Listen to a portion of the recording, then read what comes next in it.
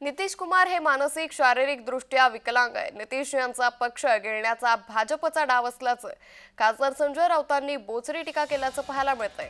त्यामुळे नितीश कुमार यांच्या भूमिकेकडे यात सगळ्यांचंच लक्ष लागलं। यातच नितीश कुमार हे मानसिक आणि शारीरिक दृष्ट्या विकलांग असल्याची जोरदार टीका खासदार संजय राऊतांनी केली आहे। तर नितीश कुमार यांचा पक्ष गिळण्याचा भाजपचा डाव असल्याचं म्हणत राऊतांनी भाजपवर टीका केली आहे।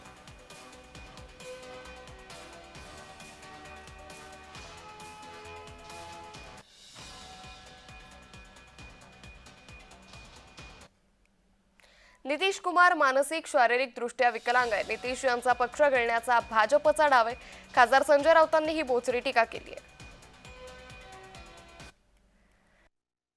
बिहारसारख्या राज्यामध्ये हिंदू आणि मुसलमान यात पूर्ण दुफळी माजावी, गोंधळ निर्माण व्हावा आणि दंगली व्हाव्या अशी भारतीय जनता पक्षाची भूमिका आहे।